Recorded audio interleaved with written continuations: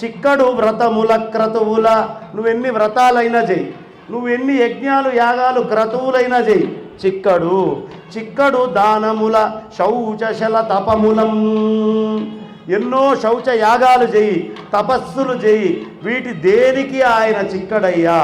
చిక్కడు యుక్తికి చిక్కడు, భక్తిని చిక్కిన ప్రియనచ్యుతుండు సిద్ధము సుంది. ఒక్క భక్తికి మాత్రమే చిక్కుతాడయ్యా, ఇంకా నువ్వు ఏ పటాటోపాలు చేసినా ఆయన చిక్కడు అనే విషయాన్ని చెప్తున్నాడు. ఎక్కడున్నాడు రా, అసలు నీకున్న బలం ఏమిటి, ఆ విష్ణువుకున్న బలం ఏమిటి, ఈ బలం మొత్తం చెప్పరా అంటే, బలయుతులకు దుర్బలులకు బలమెవ్వడు, నీకు నాకు బ్రహ్మాదులకు బలమెవ్వడు, ప్రాణులకును బలమెవ్వండట్టి విభుడు బలమసురేంద్ర.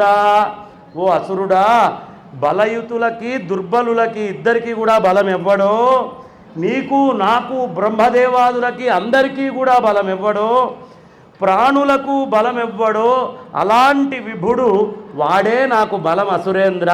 నా బలం వాడే, వాడి వల్లే నేను చావట్లేదు. దిక్కులు కాలముతోనే దిక్కులు లేకుండగలుగు దిక్కుల మొదలై దిక్కుగలలేని వారికి దిక్కయ్యడు వాడు నాకు దిక్కు మహాత్మా. ఈ కాలానికి వీటికి అన్నిటికీ దిక్కులున్నాయేమో, ఇదంతా దాటిన తర్వాత అన్నిటికీ వాటికి కూడా దిక్కై ఇవన్నీ దాటి ఉండే ఏ పరమాత్మ ఉన్నాడో వాడే నాకు దిక్కు. నాకు నువ్వు దిక్కో ఇంకోటి దిక్కో కాదు, మీ అందరినీ నమ్ముకోలేను కాబట్టే నన్నెవరూ ఏం చేయలేకపోతున్నారయ్యా. ఆ పరమాత్మ నాకు బలము, ఆ పరమాత్మ నాకు దిక్కు. లోకముల తండ్రిని తిడుతున్నాడు. అరే నాన్న, నువ్వు చాలా గొప్పవాడివి, అన్ని లోకాలు గెలిచానంటున్నావు కదా, లోకములన్నీయున్ గడియలోన జయించిన వాడవు. లోకాలన్నిటినీ ఒక గడియలో జయించావు, కానీ ఇంద్రియానీకము చిత్తమున్ గెలువనేరవు. నీ లోపలే ఉన్న ఇంద్రియాలను నువ్వు గెలవలేదయ్యా. ఆ ఇంద్రియాలను నువ్వు ఎప్పటిదాకా గెలవో అప్పటిదాకా నీకు పరమాత్మ అర్థం కాడు. నిన్ను నిబద్ధు చేయు నీ భీకర శత్రులార్వురు బ్రభిన్నులు ప్రాణికోటిలో నీకు విరోధి లేడొకడు. నేర్చున చూడుము దానవేశ్వరా. ఓ దానవేశ్వరా, నీ లోపలే ఉన్నారయ్యా కామ క్రోధ లోభ మోహ మద మాత్సర్యాలనే 6 దొంగలు. ఈ 6 శత్రువులని నువ్వు నిర్జించాలి. వాళ్ళ సంగతి చూడు, వాళ్ళని గెలవలేకపోతున్నావు. బయట ఎక్కడో శత్రువు ఉన్నాడు అనే భ్రమలో ఉన్నావయ్యా. నీ శత్రువు బయట లేడు, నీ శత్రువు ఎక్కడున్నాడు? నీ లోపలే ఉన్నాడు. కామం క్రోధశ్చ లోభశ్చ దేహే తిష్టంతి తస్కరాః జ్ఞానరత్నాపహారాయ తస్మాత్ జాగృత. మెలకువతోటి చూడవయ్యా అని చెప్పి, అరే నువ్వు చెప్తున్నవాడు ఎక్కడున్నాడు రా అది చెప్పు అంటే, కలడంబోది గలండు గాలి గలడాకాశంబునంగుంభినిం కలడగ్నిన్ దిశలు పగళ్ళ నిశలన్ ఖద్యోత చంద్రాత్మలన్ గలడోంకారమునం త్రిమూర్తులన్ త్రిలింగ వ్యక్తులందంతటన్ త్రిలింగ అవ్యక్తులందంతటన్ గలడీషుండు గలండు తండ్రి వెదకంగనేల నీయాయదన్ ఎడన్. ఇక్కడ అక్కడ వెతుక్కుంటే ఎందుకు దొరుకుతాడయ్యా? భూమిలో, ఆకాశములో, అగ్నిలో, జలములో, పృథివిలో నువ్వు ఎక్కడ తీసుకుంటే అక్కడక్కడ అంతా పరమాత్మే నిండి ఉన్నాడు. ఇలాగే హిరణ్యకశిపుడు లాగానే ఒకడొచ్చి, ఈ మధ్య నాస్తికులు కూడా నాకు దేవుణ్ణి చూపించండి అని అడుగుతాడు. దేవుణ్ణి చూపించండి అంటాడు. అంటే సామాన్యమైనటువంటి ఒక ఆయన ఒక చిన్న సొరకాయ బర్ర పెట్టుకొని వాయించుకుంటూ, అరే నీళ్లల్లో ఉన్న చేపకి దాహం వేస్తోందట, కాస్త తీర్చిరారా అన్నాడు. నీళ్లల్లో ఉన్న చేపకి దాహం వేస్తే ఎవడైనా తీర్చగలడా అండి?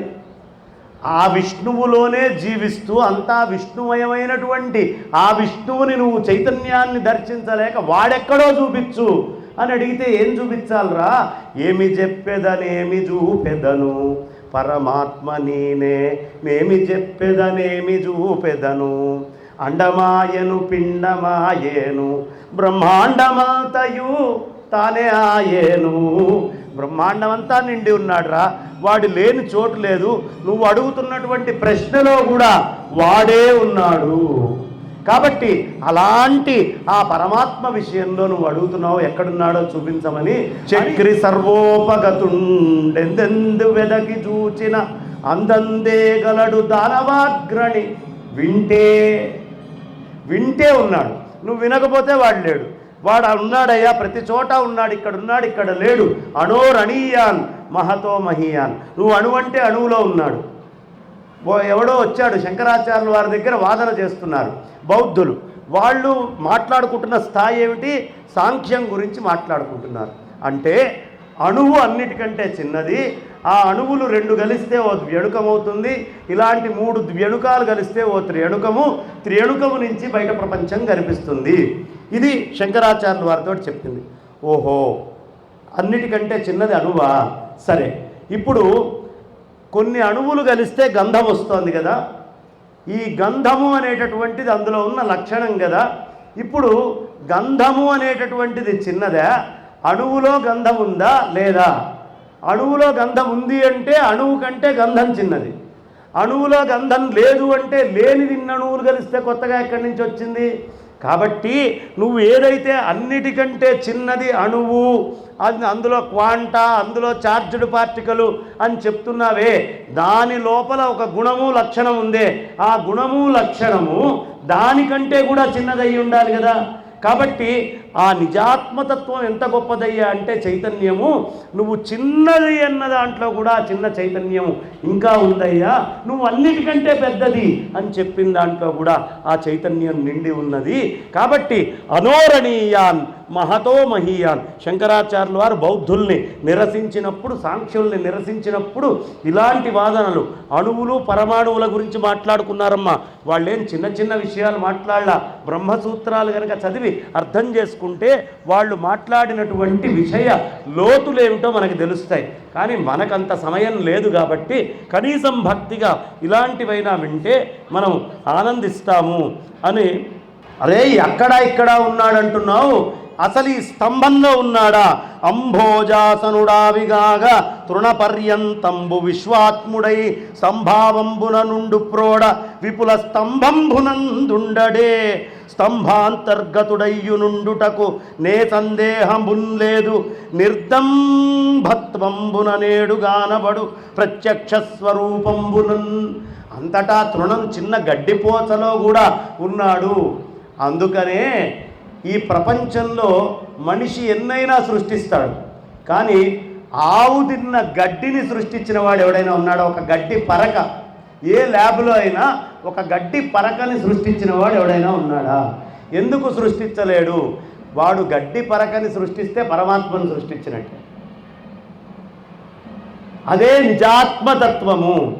ఆ పని తప్ప దీని నుంచి వచ్చే జీవకణాలు, దాంట్లో ఉండేటటువంటి క్రోమోజోమ్స్, లోపల ఉండేటటువంటి జీన్స్, జీనోమ్స్, దీని మీద వాడు రీసెర్చ్ చేయగలడు. కానీ 900 జీనోమ్లని 430కి మార్చగలిగి నేను క్రేగ్ వింటర్ అనేటటువంటి ఎక్స్పెరిమెంట్ చెప్పగలడేమో. కానీ ఎవడూ కూడా ఇప్పటిదాకా ఒక గడ్డి పరకని పుట్టించిన వాడు లేడు. గుండె బాగుండకపోతే ఇంకోటి గుండెని తీసుకొచ్చి లోపల పెట్టగలడు, కానీ గుండెని సృష్టి చేయలేడు. కిడ్నీ లేకపోతే ఇంకోటి కిడ్నీ ట్రాన్స్ప్లాంట్ చేయగలడు, కానీ కిడ్నీని సృష్టించలేడు. కారణం, అది ఆత్మ చైతన్యం అర్థమైతే తప్ప ఆ సృష్టి చేయడం ఎవడి తరం కాదు. అందుకనే కృష్ణ పరమాత్మ బ్రహ్మదేవుడు వచ్చి అమాంతం గోవుల్ని, పిల్లల్ని అన్నిటినీ ఎత్తుకెళ్ళిపోయినా యథాతథం అలా సృష్టి చేసి మళ్ళీ పెట్టాడు. ఎందుకు పెట్టాడు? ఆత్మలక్షణంలో ఉన్నవాడికి తప్ప ఇంకా ఎవ్వడికి ఆ విధమైన సృష్టి చేయడం దుర్లభం. అందుకని సృష్టి స్థితి లయలు ఎవ్వడి వల్ల జరుగుతున్నాయో వాడు అనే పదం చెప్తారు. ఆ 3 ఆయన యొక్క అనుగ్రహం వల్ల జరుగుతాయి. అందుకని ఈ స్తంభంలో ఉన్నాడా అంటే వినరాడింభక, ఈ స్తంభంలో ఉన్నాడంటున్నావు కదా. మూఢ చిత్త గరిమన్ విష్ణుండు విశ్వాత్మకుండని భాషించదవైన ఇందుంగలడే యంచున్ మదోద్రేకి అయి ధనుజేంద్రుండరచేర వ్రేసెను మహోదగ్ర ప్రభాశుంభమున్ జీన దృగ్భీషణ దంభమున్ హరిజను సంరంభమున్ స్తంభమున్. ఒక్క దెబ్బ కొట్టాడట ఆ స్తంభాన్ని. కొట్టంగానే వీడికిచ్చిన వరం ఏమిటి? అంతటా ఉన్నాడు అని ప్రహ్లాదుడు చెప్పంగానే వీణ్ణి చంపడానికి అవసరమైనటువంటి నరసింహాకృతిలో స్వామి ప్రతి అణువులోనూ నిండి ఉన్నాడు.